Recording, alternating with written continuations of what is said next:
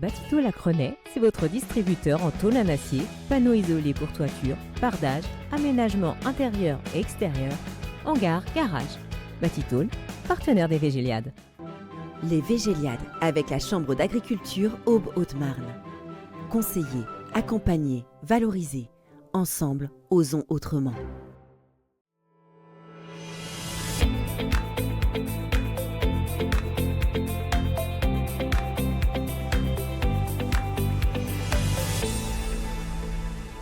Bonjour à tous, une nouvelle émission spéciale en plein cœur des Végéliades, cet événement qui réunit le monde agricole au bois, au lycée de Sainte-Maure, avec un objectif, trouver des solutions pour les agriculteurs. Ces solutions peuvent être technologiques, économiques, collectives. Bref, on fait du brainstorming, comme on dit en mauvais français, et surtout, c'est l'occasion d'évoquer les sujets qui sont dans l'air du temps, et de ce fait, la souveraineté alimentaire est redevenue un sujet central dans le débat public. Produire suffisamment, produire localement, garantir la qualité, préserver les revenus agricoles et faire face au changement climatique, ce sont des défis majeurs. Le sujet de la souveraineté alimentaire était au cœur d'une conférence organisée le 13 mai dans le Grand Est. Pour en parler aujourd'hui, sur Canal 32, nous recevons Vincent Martin. Vous êtes vice-président de la Chambre d'agriculture de l'Aube et viticulteur au bois. Bonjour. Bonjour. Vincent, la ministre de l'Agriculture, Annie Genevard, a tiré la sonnette d'alarme en décembre dernier. La balance commerciale alimentaire, agroalimentaire française est devenue pratiquement déficitaire en 2025, une première depuis des décennies. Concrètement, qu'est-ce que ça veut dire pour un citoyen au bois, ce déficit agroalimentaire ? Alors, pour un citoyen français, déjà, ça veut dire qu'on importe plus de matières agricoles qu'on en exporte, alors qu'on était depuis des dizaines d'années exportateur net de production agricole. Alors, cette balance alimentaire, cette balance commerciale, elle s'exprime en euros. Alors, il y a aussi la valeur des biens qu'on exporte et la valeur des biens qu'on importe. Donc il y a quand même des choses qui sont variables et qu'on ne peut pas caricaturer. Par contre, la réalité, c'est qu'effectivement, on est passé d'un pays exportateur fort à un pays exportateur plus faible et avec des autres pays, notamment des pays européens, qui nous ont passé devant en termes d'exportation de produits agricoles. En clair, on importe des tomates espagnoles, des pâtes italiennes, même du poulet brésilien, c'est ça, c'est ça. En fait, on importe. Alors souvent, on importe des choses alimentaires transformées qui sont exportées brutes et qui sont importées transformées. Donc en fait, la plus-value, elle se fait dans le pays où c'est transformé, notamment au sein de l'Union européenne. Et du coup, nous, notre produit brut est vendu moins cher et notre produit transformé qu'on achète est plus cher. Donc le delta est là pour créer un déficit. Et en plus, on ne le voit pas forcément bien sur le paquet qu'on achète. Bah oui, parce que c'est Origine France sur au moins le produit qui est transformé. De mars à mai 2026, les régions ont été invitées à s'emparer du sujet de la souveraineté alimentaire dans le cadre de la phase territoriale des conférences animées par les chambres d'agriculture d'ailleurs. La conférence Grand Est s'est tenue donc le 13 mai dernier. Elle s'inscrivait dans cette démarche nationale voulue par le gouvernement. Vous y étiez présent. Qu'est-ce qui en est ressorti ? Alors j'étais d'autant plus présent que mes collègues m'ont gentiment donné la charge d'organiser cette journée en collaboration avec la région et puis les pouvoirs publics. Ce qui est ressorti de la journée aujourd'hui, on ne l'a pas concrètement parce qu'elle s'est déroulée en deux temps. On a eu une table ronde avec un échange entre de la distribution, Intermarché pour ne pas les citer. On avait une coopérative de transformation de lait, de collecte et transformation de lait. On avait une collectivité locale, la métropole de Nancy. Et puis on avait les entreprises agroalimentaires Grand Est. Et moi-même en tant que production de terrain, on va dire. Voilà. Donc cette table ronde a organisé un petit peu les témoignages des uns et des autres et a donné une définition pour chacun de la souveraineté alimentaire. Donc en fait déjà, dans un premier temps, on a défini ce que serait une souveraineté alimentaire, alors bien sûr nationale, mais surtout Grand Est, parce que c'était ça aussi l'objectif. La démarche, elle est plutôt comme ça, elle est une vision nationale et puis une vision régionale. Et dans l'après-midi, on a eu des ateliers avec des thématiques, avec des principales filières, grande culture. Alors la grande culture a été déconnectée, c'est cette semaine que ça se déroule, mais sinon il y avait des thématiques, l'élevage, la pisciculture, enfin voilà, vous voyez, tout un tas de domaines dans lesquels on avait une réflexion soit sur les filières existantes, soit sur éventuellement la création de nouvelles filières sur le territoire Grand Est. Donc ces ateliers-là ont travaillé toute l'après-midi. Et on est dans une phase de restitution, de collecte, de restitution de tous les travaux pour faire un débrief. Et derrière, des plans d'action qui seront fournis notamment via les chambres d'agriculture aux agriculteurs, au terrain. Et puis, à côté de ça, bien sûr, aux financeurs, la région, l'Europe via la région, les métropoles, ainsi de suite. Donc on est dans un schéma de co-construction à moyen long terme de cet objet qui s'appelle la souveraineté alimentaire régionale. Avec une prise de conscience de tous les acteurs de la filière ? C'est ça, avec une prise de conscience de tous les acteurs qui va jusqu'au consommateur. On parle de la distribution. Donc le témoignage était assez intéressant parce qu'on parle d'intégration. Le sujet Intermarché, par exemple, précisait qu'ils avaient des fermes qui leur appartenaient, qui faisaient... voilà. Donc ça s'appelle de l'intégration verticale, ça. Donc on est dans un schéma où on voit bouger les lignes. Et cette journée permet de mettre en lumière ce genre de démarche, mais inversement permet aussi de mobiliser sur des thématiques. On parle de l'eau, il y a toute une thématique autour de l'agriculture, c'est très vaste. Donc cette souveraineté alimentaire, il fallait déjà poser le concept, ce qui a été fait, et maintenant on va travailler sur les rendus des ateliers de l'après-midi. Quels sont les enjeux pour l'Aube par rapport à cette souveraineté alimentaire ? Alors l'Aube, dans ce schéma de souveraineté alimentaire, c'est un paysage agricole assez structuré. On a des filières qui sont mises en place, des filières qui existent depuis très longtemps. Je vais citer la betterave avec le sucre, le chanvre avec la chanvrière. Voilà, c'est deux exemples. Bien sûr, il y a la viticulture, on va mettre ça un petit peu de côté. On fait partie de la souveraineté alimentaire, mais dans une sorte de savoir-vivre, voilà, de savoir-vivre à la française. Donc, ces structures qui sont sur le territoire, elles existent. Donc, c'est soit les conforter, soit les développer, soit faire alliance avec d'autres départements et d'autres régions pour renforcer cette souveraineté locale. Ça, donc l'Aube ne part pas de zéro. Elle a ses structurations. Maintenant, derrière, est-ce que ces structurations sont viables à moyen terme? Est-ce qu'elles sont à développer? Est-ce qu'il n'y a pas de nouvelles filières à implanter sur le territoire? On a la chance d'avoir un territoire départemental très varié, avec des zones de plaine, des zones humides. Voilà. Donc on est sur des choses où on va exploiter le maximum du territoire. Par contre, l'idée aussi, c'est de faire de la collaboration interterritoire. C'est-à-dire que si on prend les ex-régions, Champagne-Ardenne, Lorraine, Alsace, on est encore trop dans des silos existants, historiques, dus à la nouveauté, découpage, ouais. Voilà, dus au découpage et à la nouveauté de la grande région. 10 ans en arrière, on ne parlait pas de grande région, c'est tout neuf. Donc il faut quand même bien voir que l'intérêt, c'est de aussi interagir entre ces ex-régions et de créer aussi des choses un petit peu transversales qui vont permettre d'avoir cette vision Grand Est, parce qu'il y a des choses à prendre en Alsace, des choses à prendre en Lorraine, des choses à prendre en Champagne-Ardenne, et comment on allie toutes ces trois ex-régions, comment on allie tous les territoires. On a une zone intermédiaire qui traverse la grande région, qui peut devenir à terme un désert agricole. Donc la question, c'est qu'est-ce qu'on met dans ces territoires. Donc il y a des questions fondamentales qui découlent de cette souveraineté alimentaire et qui va irriguer le territoire.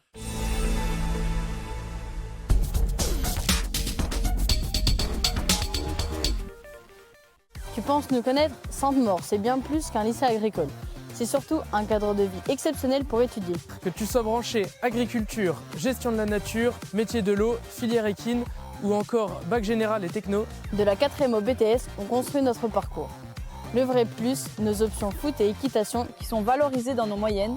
Lycée Sainte-Maure, choisis ta voie. Et si la solution pour le climat venait du bambou? Bambou Logique déploie les premières grandes plantations de bambou géants en Europe, une ressource locale capable de capturer massivement le carbone, de restaurer nos sols et de fournir des matières premières à l'industrie verte. De la gestion des terres jusqu'au crédit carbone, nous construisons une filière durable pour l'industrie de demain. Rejoignez une révolution végétale qui prend racine ici, en Europe. Bambou Logique, cultivez l'avenir naturellement. Anticiper les mutations et préparer l'agriculture de demain, c'est la mission de la SCARA depuis plus d'un siècle. À Arcis-sur-Aube, notre coopérative s'engage pour une production solidaire et responsable. Entre agronomie de précision et nouvelles technologies, nous accompagnons nos agriculteurs pour concilier performance et respect de l'environnement. Fiers d'être partenaires des Végéliades, nous cultivons l'innovation au cœur de nos territoires. La SCARA pour une agriculture responsable. Aujourd'hui, l'agriculture française doit s'adapter aux réglementations toujours plus restrictives, aux changements climatiques et au marché. Le chanvre, avec ses multiples débouchés, cultivé sans irrigation et avec peu d'intrants, est un levier puissant pour vous, agriculteurs. En rejoignant la coopérative La Chanvrière, vous pouvez produire du chanvre avec l'assurance de sa valorisation. Un modèle résilient, en pleine croissance et qui vous garantit un prix de base avant récolte. Rejoignez l'aventure. Bienvenue à Arcis-sur-Aube, au cœur d'un terroir exceptionnel. Depuis 25 ans, l'Aube des Champs sublime la pomme de terre de notre vallée. Spécialistes du lavage, du conditionnement et de la logistique, nous cultivons un lien fort avec nos producteurs et nos partenaires locaux. Entre traçabilité totale et rapidité de commande, nous misons sur l'innovation. Nouvelles variétés, emballage durable et excellence culinaire. L'Aube des Champs, l'alliance de la tradition et de l'innovation, partenaire des Végéliades. En vrai, je pensais que l'agriculture, c'était juste de la boue et des bottes, jusqu'à ce que je découvre le campus Terre de l'Aube. Ici, on oublie les clichés. On pilote des drones, on programme des robots et on gère des exploitations avec les technologies de demain. Du CAP au BTS, on apprend à devenir un véritable entrepreneur et on a des super formateurs. Tu cherches un métier qui a du sens, entre innovation et grand air ? Campus Terre de l'Aube, viens vivre l'aventure et trouve ta vraie nature. Aux confins de la Champagne et de la Bourgogne, les syndicats de défense du Chaours protègent un trésor, notre AOP. Le Chaours, un fromage unique au lait entier, porté par une filière d'éleveurs, fabricants et d'affineurs qui unit savoir-faire séculaire et modernité. Origine garantie et règles précises, le syndicat veille sur chaque étape pour vous offrir l'authentique. Chaours AOP, une passion protégée, un plaisir partagé.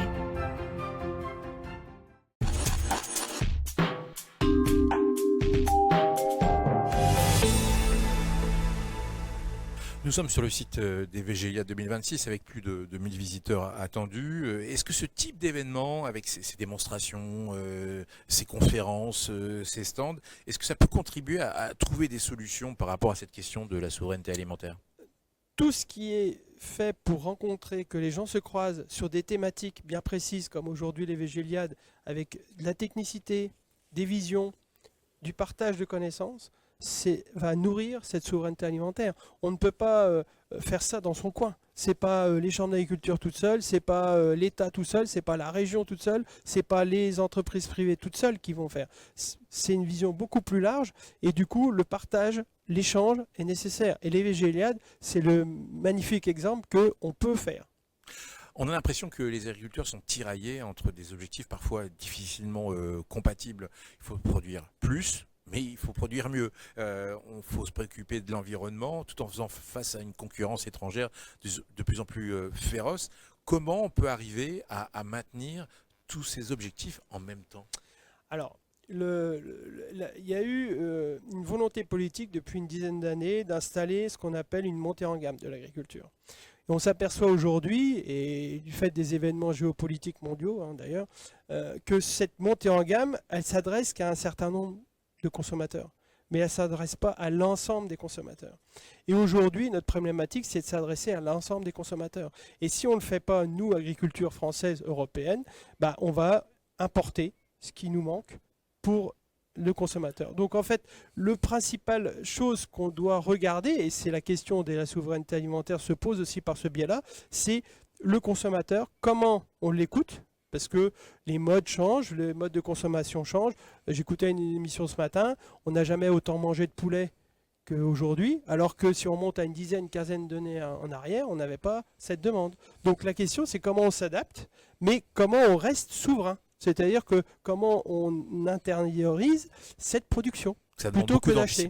Ça demande beaucoup d'anticipation, ça demande d'être à l'écoute du marché. Et surtout, c'est aussi un effort, et là c'est plutôt légal et de la politique publique, de dire on part avec les mêmes attributs que nos collègues, nos voisins européens par exemple, sur des règles, des normes qui doivent s'appliquer pour l'ensemble de l'Union européenne et pas que sur le territoire français. Soit il faut faire des choix et des compromis. Aujourd'hui, la tendance, elle est à une vision productiviste, c'est-à-dire qu'on doit revenir à une production, mais on a aussi des injonctions environnementales et qu'on se doit aussi de respecter, car on doit léguer une terre saine à nos enfants. Donc la question, elle est là, mais ça doit se résoudre. Il n'y a pas de problème avec ça, c'est juste qu'on nous donne les moyens de résoudre. Le monde agricole a besoin de leviers pour atteindre ses objectifs, pas de contraintes. Comment on peut concilier souveraineté alimentaire et transition écologique? C'est la même chose? Alors, la transition écologique, on est plutôt sur des schémas d'évolution, soit des pratiques, soit clairement de la génétique. C'est-à-dire que demain, si on veut produire avec une plante qui doit respecter moins d'azote dans le sol, moins de produits phytosanitaires pour la protéger, on va agir sur son génome, alors avec de la sélection, c'est-à-dire qu'on va sélectionner, comme on a fait depuis 10 000 ans, le néolithique, c'est la maîtrise de son environnement génétique, c'est-à-dire qu'on a sélectionné les meilleures céréales, les meilleurs animaux, et on s'est aperçu que ça marchait. Donc voilà, donc il faut revenir aux fondamentaux, alors avec des moyens modernes, la technologie, la biotechnologie existe, elle est à notre portée, et autant l'utiliser à bon escient. Par contre, la transition écologique, elle joue aussi sur les pratiques et sur les mentalités. C'est-à-dire qu'à un moment donné, c'est de mesurer l'impact qu'on a sur notre environnement pour, à un moment donné, le réduire au maximum. Ça, la mesure, il faut qu'elle soit objective. Quand on voit des choses qui sont au niveau européen étudiées, qui sont publiées, qu'au niveau français, l'étude elle est mieux disante ou moins bien disante, ça dépend de quel point on se place, c'est un problème. C'est-à-dire qu'il faut qu'on soit une objectivité sincère. Et nos collègues européens ont des pratiques qui sont vertueuses. Enfin, je ne pense pas qu'on ait une réglementation différente et on habite dans le même environnement continental. Par contre, derrière, la France, elle part avec un petit peu de cailloux dans le sac à dos. Vous parliez du consommateur qui est un peu au centre des préoccupations parce que c'est lui qui va déterminer les choix aussi de production. Mais dans les faits, le prix dans un supermarché reste souvent le plus déterminant. Est-ce que ce n'est pas l'un des paradoxes actuels? Alors, oui, c'est un paradoxe parce qu'en fait, la plupart des produits que le consommateur achète dans son supermarché ou dans son épicerie, peu importe, le poids du prix, enfin le poids du prix du produit agricole dans ce qu'il achète, ouais, c'est 10%. Donc en fait, si le prix variait de 2%, ça ne se verrait pas sur le prix final. Donc la question du prix, elle joue sur l'image qu'on veut donner du produit.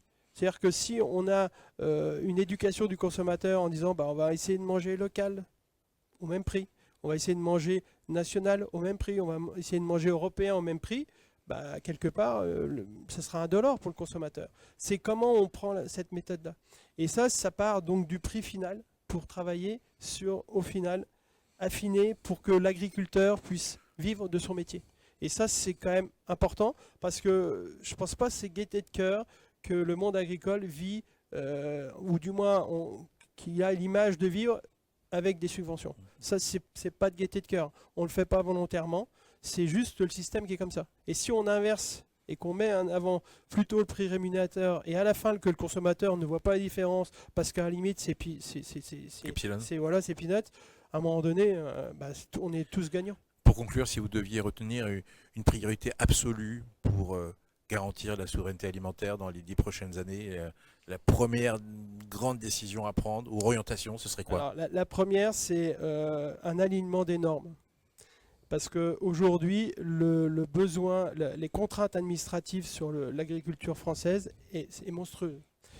Quand on prend un delta de normes, alors tout métier confondu là, parce qu'il y a des statistiques comme ça européennes, il y a un delta qui a été estimé à 100 milliards d'euros de déficit entre le normatif français et le normatif européen moyen. C'est énorme. Donc on part, je vous le dis, on part avec des cailloux dans le sac à dos et des gros cailloux. Donc la question c'est, on est performant, on a des agriculteurs et des agricultrices qui sont formés, qui sont dans les meilleurs agriculteurs du monde, toutes filières confondues, toutes pratiques confondues, je parle de l'agriculture biologique, mais aussi de l'agriculture grande culture, et un même agro-industriel. Mais aujourd'hui, on ne nous laisse pas travailler, en fait. Et c'est ça le premier frein. Une fois qu'on a levé ce frein-là, la dynamisme va vraiment rentrer, réinfuser dans le monde agricole. Et quand on voit en 50, 60 ans, 70 ans ce que le monde agricole a été capable de faire en France, moi j'ai beaucoup d'espoir.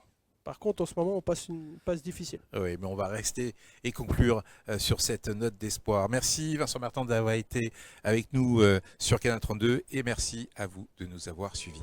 Au revoir.